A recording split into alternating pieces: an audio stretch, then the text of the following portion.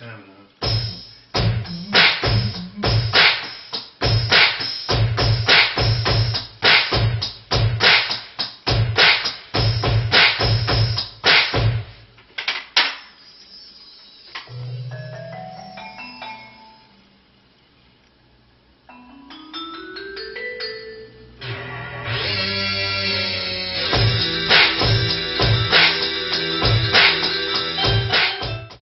Not all pads are created equal. This is the Axiom 49's pads. These are the pads that are used on the MV8800. I noticed some guys use the MPCs. There's other pads that are out there.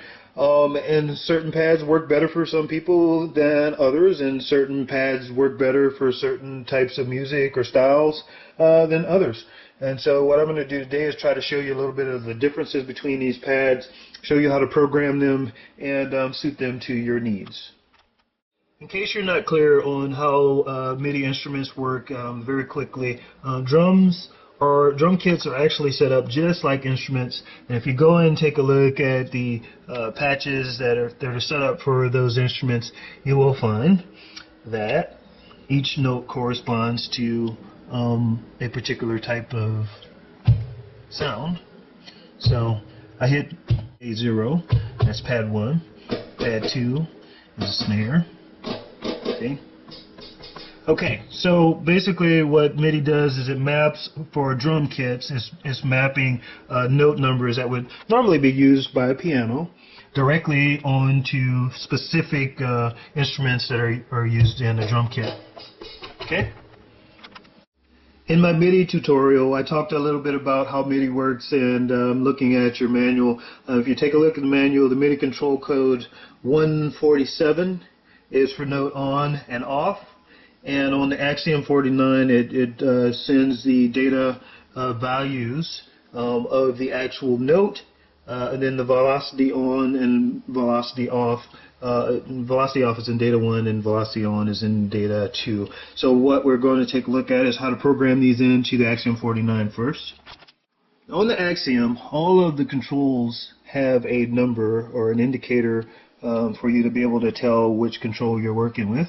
And then in this case, I'm looking at control number 23 with lots of dust on it. Sorry about that. See that pad? Okay, now that's playing a kick drum right now. And if you go over here and you look at the visual indicator of what you're dealing with, whenever I strike pad 23, C23, you can see that there's a 23 there. When I hit 24, 27, they all change accordingly. Okay, so that's your control number. Then on the right, when I strike it, you see this little number there. That's the velocity. That's how hard I hit it. So 127 is the highest number that you'll get as a reading for velocity, and 1 or 0 is the lowest that you would get for velocity if you hit it really softly. Now, your indicator here may be a little bit different. If it doesn't say 147, then your pad is not programmed to send a note on, note off event. What you should do is you take a look at this MIDI control code number here and see what it displays, and then go back to your manual like I showed you earlier and look and see what that code is. Or you can simply just reprogram the thing to do note on, note off. And you do that by, first of all, doing control assignment and then changing this number from whatever it is to 147. Okay, and then you click on data 1. And then data 1, you want to put the number of the note that you want. For those of you with MVs, you can go into the piano roll to find out what the note numbers are assigned to. So 21 is A0 here. If you click up, you can see that A sharp is 22, 23 is B0. So that gives you the actual MIDI note numbers and their corresponding keyboard assignments.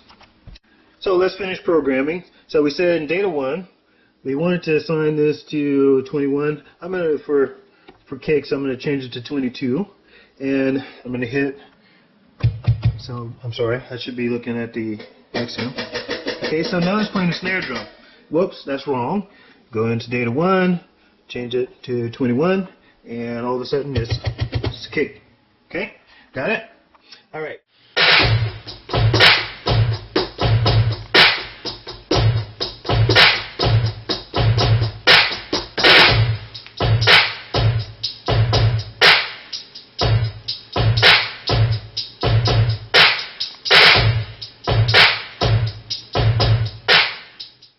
now that you have the pad programmed and you're able to trigger a note, it's a good idea also to make it adjust to your particular playing style. And a lot of instruments have like a velocity curve. In the case of the Axiom 49, it's also got a pad curve which programs the pads. The velocity curve on here controls like the keyboard velocity. Basically, however hard you hit the pads or however soft you hit the pads, it changes the way things sound. So C is typical. If you hit it soft, it plays softly. You hit it hard, it plays loud.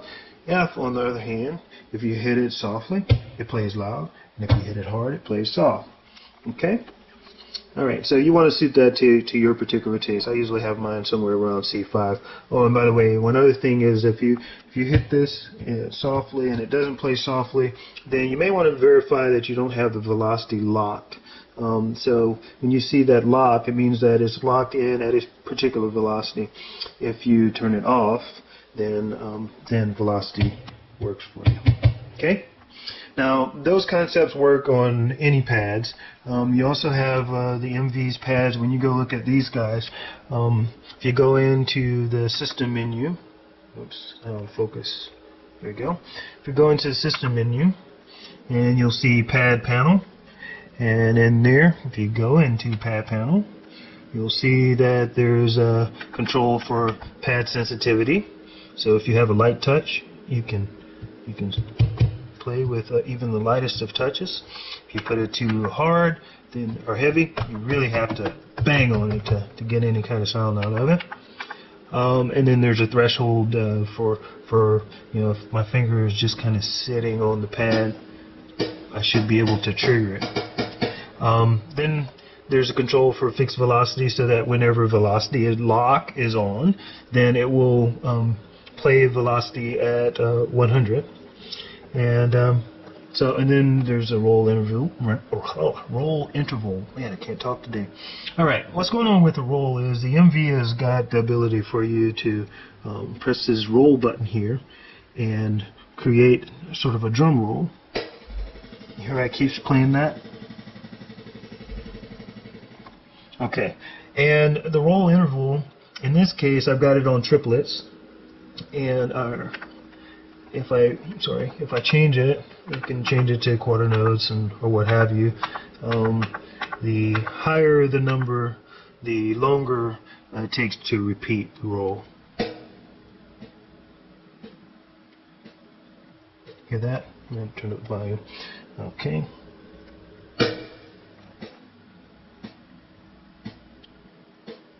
Okay, and you notice that the roll is a little bit quieter after the initial strike. So sometimes I'll program these guys differently.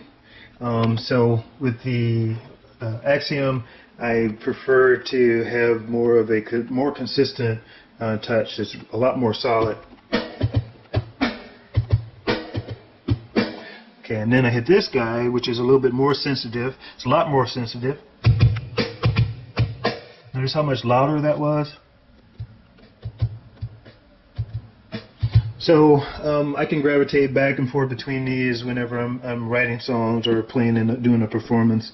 It's a lot easier to move back and forth between pads, just like a keyboardist moves back and forth between different types of keyboards.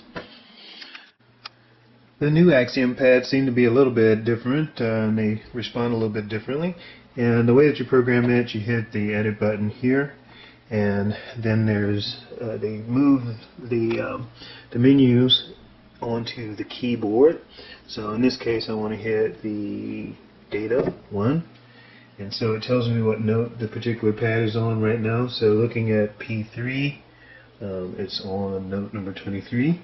And over here on the right hand side of the keyboard, you actually have your numbers. I don't know if you can see that, but so let's say I want to program P5, and P5 is set to 50.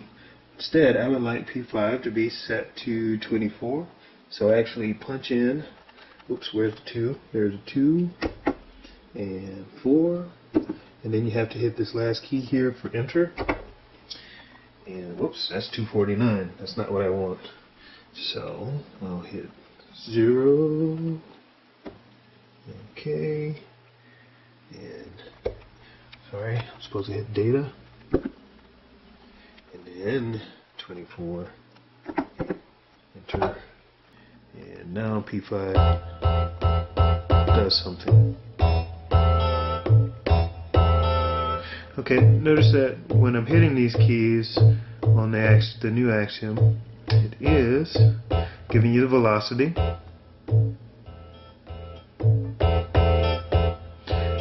But it does not have aftertouch on these pads. I don't know if there's a way to program aftertouch, but if you listen to, you can hear aftertouch. That's just a straight hit. Okay, and here's aftertouch. Hear how it wobbles. Okay, so the Axiom keyboard is just pad is just a little bit different. So this is Kenneth. I just want to say thanks for watching, and I sure hope this helps you out. Peace to you.